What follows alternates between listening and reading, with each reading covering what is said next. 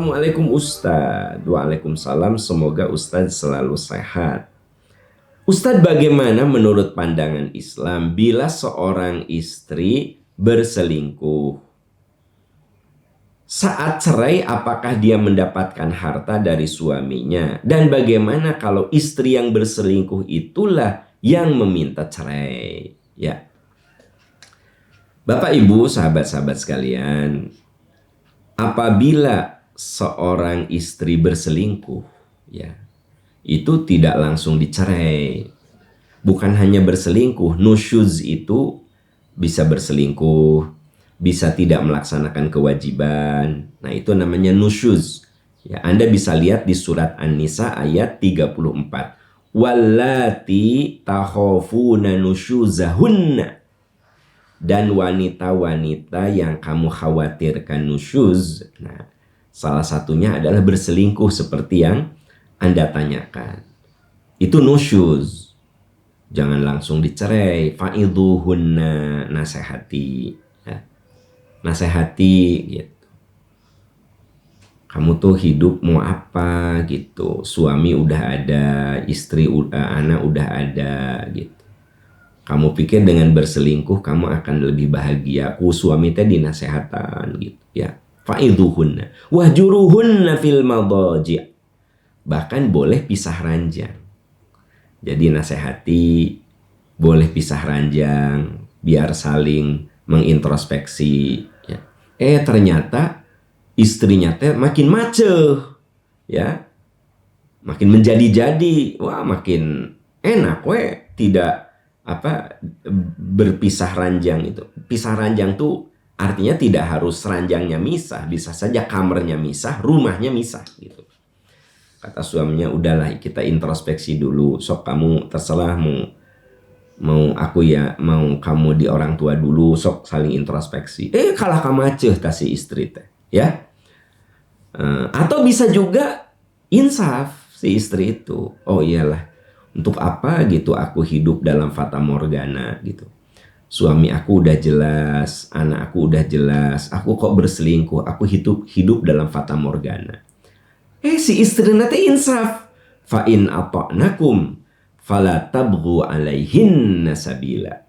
Kalau istrimu itu berubah, maka kamu jangan berharap cerai. Nah gitu. Ini bapak-bapak nih.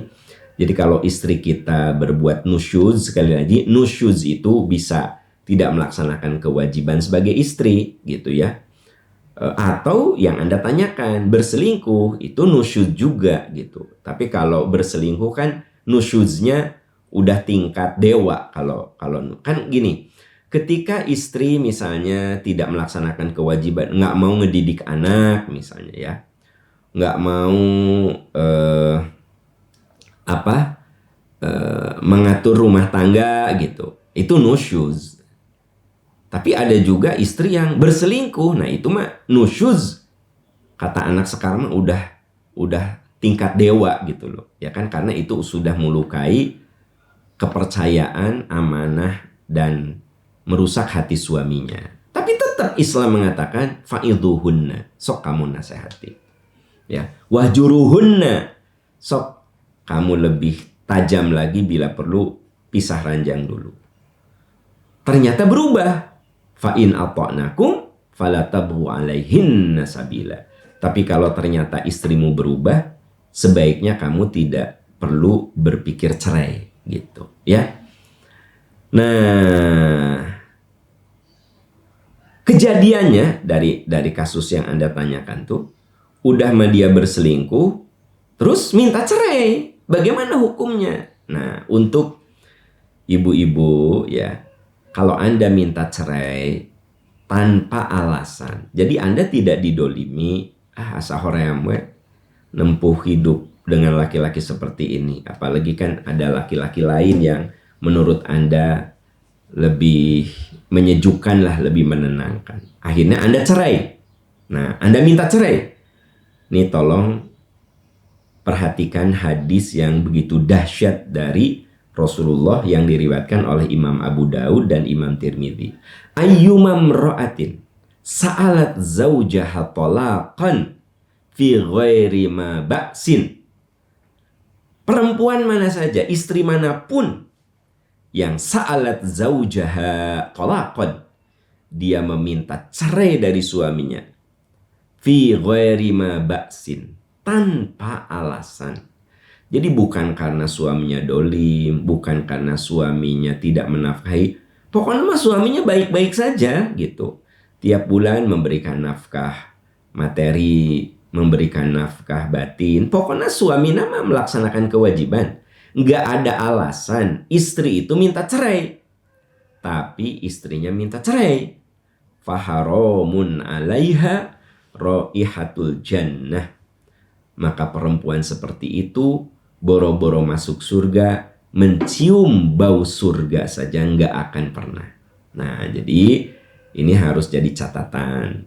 Perempuan manapun yang minta cerai padahal suaminya baik-baik saja, ya, baik-baik saja gitu, maka dia tidak akan pernah mencium baunya surga. Apalagi cerainya itu karena si perempuan merasa ada laki-laki yang akan lebih membahagiakan suaminya.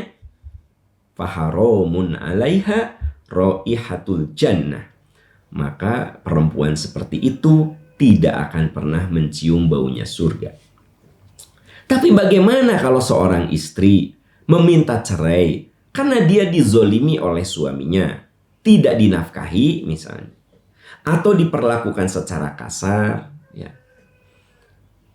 Maka kalau ini boleh ada dijelaskan di dalam surat Al-Baqarah. Fa in khiftum alla yuqima hududallahi fala junaha alaihima fi maftadat bih. Itu Al-Baqarah 229. Bila seorang istri, ya, merasa dizolimi, jadi si istri itu merasa dizolimi, maka boleh istri itu mengembalikan mas kawin. Bahasanya itu gugat cerai, dalam bahasa Quran itu khulu. Khulu itu mengembalikan mas kawin. Paham, mas kawinnya sudah nggak ada, ya Anda gugat cerai ke pengadilan. Nah, jadi Islam itu memberikan suatu aturan untuk tidak terjadinya kezoliman. Bila seorang istri tidak dinafkahi oleh suaminya, suaminya main aja gitu, istrinya cari nafkah habis-habisan, ya, boleh istri menggugat cerai karena suaminya tidak menafkahi dengan sengaja. Lain lagi kalau suaminya tadinya menafkahi terus sakit, kan itu bab lain. Suaminya tadinya menafkahi, sekarang lagi di PHK dulu, tapi si suami itu sekarang di PHK, dia berjuang untuk bagaimana mencari rezeki untuk keluarganya. Nah, kalau ini berarti tidak ada alasan untuk minta cerai, kan gitu. Nah, ada suami yang memang dolim, silahkan fi maftadat bih menurut Al-Baqarah 229.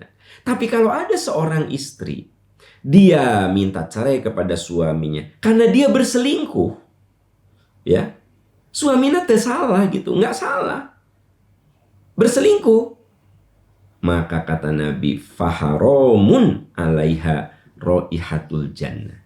Maka wanita seperti itu haram mencium baunya surga. Boro-boro melihat surga, boro-boro masuk surga, mencium baunya saja nggak akan, kata Nabi. Nah, ya, nah, terus bagaimana kalau akhirnya bercerai? Apakah istri itu mendapatkan harta? Apabila istri itu nusyuz, ya, nusyuz, lalu si istri itu yang minta cerai, maka sepeser pun dia tidak mendapatkan apa-apa, bahkan tidak mendapatkan hak asuh anak. Ini tolong perhatikan baik-baik, ya. Jadi kalau seorang istri dia berselingkuh, kemudian minta cerai sama suaminya, akhirnya tidak bisa dipertahankan, terjadilah perceraian. Dua hal yang tidak akan didapatkan oleh wanita itu secara duniawi: harta dari suaminya nggak dapat, hak asuh anak nggak dapat. Perlu Anda ketahui, teman-teman, Islam mengajarkan hak asuh anak itu otomatis kepada ibunya kalau dia belum balik. Kalau dia belum balik, ya, hak asuh anak itu kepada ibunya. Tidak harus diminta automatically. Tetapi ketika seorang istri itu berselingkuh, bahkan dia yang meminta cerai kepada suaminya, ya, maka akhirat dia nggak akan mencium baunya surga. Dunia dia tidak bisa mendapatkan harta suaminya dan tidak bisa mendapatkan hak asuh anak, gitu. Itu ya. Tapi kalau ada istri yang bercerai dari suaminya karena suaminya itu zolim, ya, maka si istri itu mendapat namanya mut'ah. Mut'ah itu bagian harta yang didapat selama dalam berumah tangga. Nah, itu namanya mut'ah. Mut'ah itu semacam bagi harta antara suami dan istri gitu. Misalnya ada kondisi suami istri ini tidak bisa bersatu gitu, berantem, pokoknya entahlah penyebabnya kenapa, pokoknya berantem aja, berpisahlah, atau ada alasan-alasan yang bisa diterima oleh pengadilan, berpisahlah, maka si istri ini dapat namanya mut'ah. Mut'ah itu harta pembagian dari suaminya selama berumah tangga, gitu ya, mendapatkan mut'ah. Kalau alasannya bukan yang tadi saya jelaskan, kalau alasannya bukan selingkuh yang menyebabkan si istri itu minta bercerai. Wallahu a'lam bissawab. Semoga kita semua oleh Allah dilindungi, keluarga kita, anak cucu kita, Allah lindungi. Amin ya rabbal alamin.